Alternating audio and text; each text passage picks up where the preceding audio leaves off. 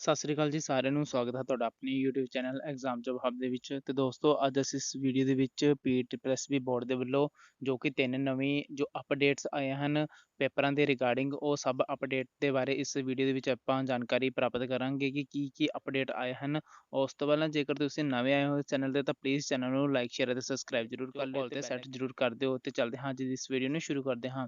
ਤੇ ਤੁਸੀਂ ਦੇਖ ਸਕਦੇ ਹੋ ਇਹ ਪੀਟੀਪੀਐਸਬੀ ਬੋਰਡ ਦੀ ਜੋ ऑफिशियल ਵੈਬਸਾਈਟ ਹੈ। ਇੱਥੇ 2-3 ਜੋ ਨਵੇਂ ਅਪਡੇਟਸ ਜੋ ਆ ਚੁੱਕੇ ਹਨ। ਸਭ ਤੋਂ ਪਹਿਲਾਂ ਇਹਨਾਂ ਅਪਡੇਟ ਬਾਰੇ ਆਪਾਂ ਗੱਲਬਾਤ ਕਰਾਂਗੇ। ਸਭ ਤੋਂ ਪਹਿਲਾਂ ਦੇਖ ਸਕਦੇ ਹੋ ਇੱਕ ਅਪਡੇਟ ਆਹ ਵਾਲਾ ਹੈ, ਇੱਕ ਤੁਸੀਂ ਇਹ ਦੇਖ ਸਕਦੇ ਹੋ ਸੈਕਿੰਡ ਨੰਬਰ ਤੇ ਥਰਡ ਨੰਬਰ ਤੇ ਆਹ ਵਾਲਾ ਅਪਡੇਟ ਜੋ ਇੱਥੇ ਆਇਆ ਹੈ।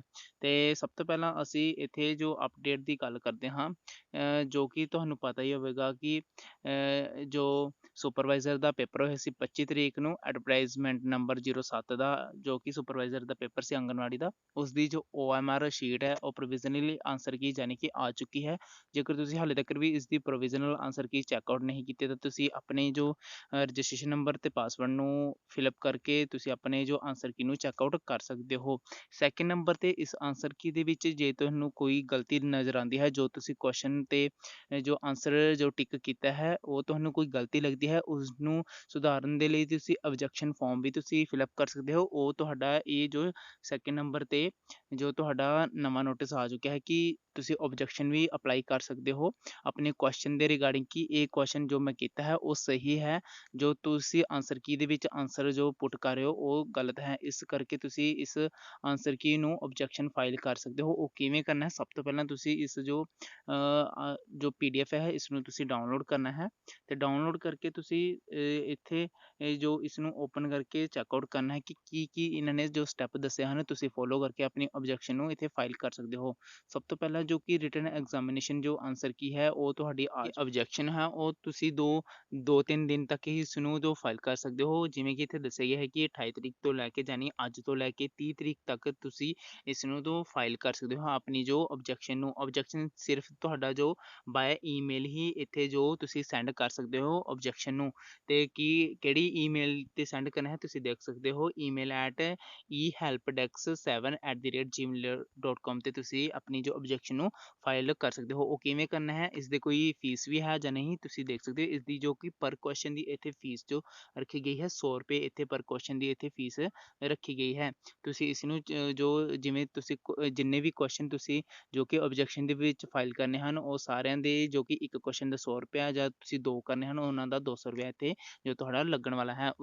ਤੇ ਦੋਸਤੋ ਇੱਥੇ ਮੈਂ ਕਲੀਅਰ ਕਰ ਦੇਣਾ ਚਾਹਾਂਗਾ ਕਿ ਜੋ ਤੁਸੀਂ ਆਪਣੀ ਜੋ ਕਿ ਆਬਜੈਕਸ਼ਨ ਹੈ ਉਹ ਫਾਈਲ ਸਿਰਫ ਤੁਸੀਂ ਜੋ ਹੈ ਉਹ ਈਮੇਲ ਵਿੱਚ ਹੀ ਸੈਂਡ ਕਰ ਸਕਦੇ ਹੋ। ਉਸ ਤੋਂ ਬਾਅਦ ਜਿਹੜੇ ਤੁਸੀਂ ਡਾਕੂਮੈਂਟ ਯਾਨੀ ਕਿ ਹਾਰਡ ਕਾਪੀ ਦੇ ਡਾਕੂਮੈਂਟ ਹਨ, ਜਿਹੜਾ ਤੁਹਾਡਾ ਕੁਐਸਚਨ ਸਹੀ ਜਾਂ ਗਲਤ ਹੋਇਆ ਉਸ ਦੀ ਹਾਰਡ ਕਾਪੀ ਕਿਹੜੇ ਪ੍ਰੂਫ ਦੇ ਆਧਾਰ ਤੇ ਤੁਸੀਂ ਉਸ ਕੁਐਸਚਨ ਨੂੰ ਸਹੀ ਮੰਨ ਰਹੇ ਹੋ ਜਾਂ ਕਿਹੜੀ ਜੋ ਤੁਸੀਂ ਬੁੱਕ ਦੇ ਰਾਹੀਂ ਇਸ ਨੂੰ ਪਤਾ ਕੀਤਾ ਹੈ ਕਿ ਇਹ ਜੋ ਕੁਐਸਚਨ ਹੈ ਤੁਹਾਡਾ ਸਹੀ ਹੈ ਜਾਂ ਨਹੀਂ, ਤੁਸੀਂ ਇਸ ਨੂੰ ਜੋ ਉਸਦਾ ਫੋਟੋ ਕਾਪੀ ਹੈ ਜਾਂ ਉਸਦਾ ਪੇਜ ਨੰਬਰ ਸਭ ਕੁਛ ਤੁਸੀਂ ਲਿਖ ਕੇ ਇਸ ਨੂੰ ਬਾਏ ਹੈਂਡ ਜਾਂ ਸਪੀਡ ਪੋਸਟ ਦੇ ਰਾਹੀਂ ਤੇ ਨਾਲ ਤੁਸੀਂ ਡਿਮਾਂਡ ਡਰਾਫਟ ਵੀ ਤੁਸੀਂ ਬਣਾ ਕੇ ਸੈਂਡ ਕਰਨਾ ਹੈ। ਉਸ ਤੋਂ ਬਾਅਦ ਤੁਸੀਂ ਥੱਲੇ ਸਕਰੋਲ ਕਰੋਗੇ ਤਾਂ ਤੁਹਾਨੂੰ ਇੱਥੇ ਇੱਕ ਗ੍ਰੀਵੈਂਸ ਫਾਰਮ ਮਿਲੇਗਾ ਜੋ ਕਿ ਐਨੈਕਸਰ 1 ਦਾ ਹੈ। ਇੱਥੇ ਤੁਹਾਡੇ ਜੋ ਆਬਜੈਕਸ਼ਨ ਹੈ ਉਸ ਦੇ ਲਈ ਰਿਗਾਰਡਿੰਗ ਜੋ ਤੁਹਾਡੀ ਡਿਟੇਲ ਹੈ ਫਿਲਅਪ ਹੋਣੀ ਹੈ।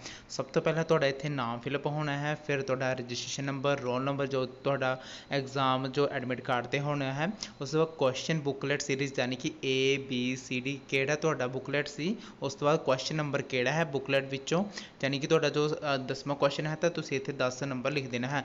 ਜਿੰਨੇ ਵੀ ਤੁਹਾਡੇ ਕੁਐਸਚਨ ਹੋਣਗੇ ਕੋਮਾ ਪਾ ਕੇ 11 12 15 ਜੋ ਵੀ ਗਲਤ ਹੋਵੇਗਾ ਤੁਸੀਂ ਜਿਸ ਨੂੰ ਵੀ ਆਬਜੈਕਸ਼ਨ ਫਾਈਲ ਕਰਨਾ ਚਾਹੁੰਦੇ ਹੋ ਉਹ ਕੁਐਸਚਨ ਤੁਸੀਂ ਇੱਥੇ ਲਿਖ ਦੇਣਾ ਹੈ। ਪਬਲਿਸ਼ਡ ਆਨਸਰ ਕੀ ਵਿੱਚ ਵੀ ਤੁਸੀਂ ਦੱਸ ਦੇਣਾ ਹੈ ਕਿ ਕੀ ਆਨਸਰ ਉਸ ਦਾ ਦਿੱਤਾ ਹੈ। ਕਲੇਮ ਆਫ ਕਰੈਕਟ ਕੀ ਯਾਨੀ ਕਿ ਕਿਹੜਾ ਜੋ ਸਹੀ ਆਨਸਰ ਹੈ ਤੁਸੀਂ ਇੱਥੇ ਉਸ ਨੂੰ ਲਿਖ ਦੇਣਾ ਹੈ ਕਿ ਜੇ ਇਹੜਾ ਆਨਸਰ ਸਹੀ ਹੈ। ਉਸ ਤੋਂ ਬਾਅਦ ਨੇਚਰ ਆਫ ਆਬਜੈਕਸ਼ਨ ਯਾਨੀ ਕਿ ਇਸਦਾ ਕੋਈ ਨੇਚਰ ਕੀ ਸੀ ਆਬਜੈਕਸ਼ਨ ਕਰਨ ਲਈ, ਤੁਹਾਡਾ ਜੋ ਕਿ ਮੰਤਵ ਕੀ ਸੀ ਕਿ ਜਾਂ ਕੁਐਸਚਨ ਤੁਹਾਡਾ ਗਲਤ ਸੀ ਜਾਂ ਫਿਰ ਗਲਤ ਇਸ ਦਾ ਉੱਤਰ ਦਿੱਤਾ ਗਿਆ ਸੀ, ਕੀ ਇਸ ਦੇ ਵਿੱਚ ਜੋ ਕਿ ਐਰਰ ਸੀ। ਉਸ ਤੋਂ ਬਾਅਦ explain in support of objection, ਤੁਸੀਂ ਜੋ ਆਬਜੈਕਸ਼ਨ ਲਗਾਇਆ ਹੈ ਉਸ ਦੇ ਸਪੋਰਟ ਵਿੱਚ ਜੋ ਡਾਕੂਮੈਂਟ ਤੁਸੀਂ ਲਗਾਏ ਹਨ ਉਸ ਨੂੰ ਇੱਥੇ ਲਿਖ ਦੇਣਾ ਹੈ। ਕਿਹੜੇ ਕਿਹੜੇ ਡਾਕੂਮੈਂਟ ਲਾਏ ਹਨ, ਜੇ ਬੁੱਕ ਲਾਈ ਹੈ ਉਸ ਦਾ ਪੇਜ ਨੰਬਰ, ਬੁੱਕ ਦਾ ਨਾਮ ਸਭ ਕੁਛ ਇੱਥੇ ਲਿਖ ਦੇਣਾ ਹੈ। ਥੱਲੇ ਤੁਹਾਡਾ ਇੱਥੇ ਡਿਮਾਂਡ ਡਰਾਫਟ ਹੋਵੇਗਾ, ਇਸ ਨੂੰ ਤੁਸੀਂ ਬੈਂਕ 'ਚੋਂ ਬਣਾ ਕੇ ਇਸ ਨੂੰ ਸੈਂਡ ਕਰ ਦੇਣੀ ਹੈ ਹਾਰਡ ਕਾਪੀ ਜੋ ਕਿ ਐਡਰੈਸ ਦਿੱਤਾ ਹੋਇਆ ਹੈ। ਬਾਕੀ ਤੁਸੀਂ ਈਮੇਲ ਦੇ ਵਿੱਚ ਤੁਸੀਂ ਆਪਣਾ ਜੋ ਕਿ ਆਬਜੈਕਸ਼ਨ ਫਾਈਲ ਕਰ ਦੇਣੀ ਹੈ।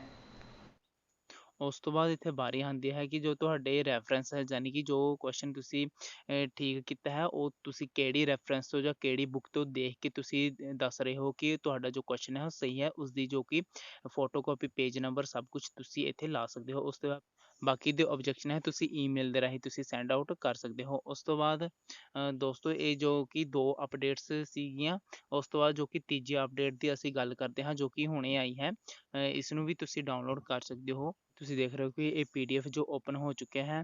ਇਸ PDF ਦੇ ਵਿੱਚ ਦਿੱਤਾ ਗਿਆ ਹੈ ਕਿ ਜੋ ਸਟੈਨੋਟਾਈਪਿਸਟ ਅਤੇ ਜੂਨੀਅਰ ਸਕੇਲ ਸਟੈਨੋਗ੍ਰਾਫਰ ਦੀਆਂ ਜੋ ਪੋਸਟਾਂ ਆਈਆਂ ਹਨ, ਉਹਨਾਂ ਦੀ ਜੋ ਟਾਈਪਿੰਗ ਟੈਸਟ ਹੈ ਉਹ Punjabi typing test Ravi font ਵਿੱਚ ਹੀ ਲਿਆ ਜਾਵੇਗਾ। ਇੱਥੇ ਸਾਫ਼ ਤੌਰ ਤੇ ਦੱਸਿਆ ਗਿਆ ਹੈ ਕਿ ਰਾਵੀ ਫੌਂਟ ਵਿੱਚ ਹੀ ਜੋ ਕਿ ਤੁਹਾਡਾ ਟੈਸਟ ਲਿਆ ਜਾਵੇਗਾ। ਬੋਰਡ ਜੂਨੀਅਰ ਸਕੇਲ ਸਟੈਨੋਗ੍ਰਾਫਰ ਦੀਆਂ ਅਸਾਮੀਆਂ ਦਾ ਜੋ ਸ਼ੋਰਟ ਹੈਂਡ ਹੈ ਉਹ ਦਸੰਬਰ ਦੇ ਵਿੱਚ ਲਿਆ ਜਾਣਾ ਹੈ, ਯਾਨੀ ਕਿ ਤੁਹਾਡੀ ਜੋ ਟਾਈਪਿੰਗ ਟੈਸਟ ਹੈ ਸ਼ੋਰਟ ਹੈਂਡ ਦੀ ਉਹ ਦਸੰਬਰ ਦੇ ਵਿੱਚ ਲਈ ਜਾਣੀ ਹੈ। ਉਮੀਦਵਾਰ ਸਮੇਂ-ਸਮੇਂ ਸਿਰ ਆਪਣੀ ਜੋ ਵੈਬਸਾਈਟ ਹੈ ਉਸਨੂੰ ਚੈੱਕਆਊਟ ਕਰਦੇ ਰਹਿਣ।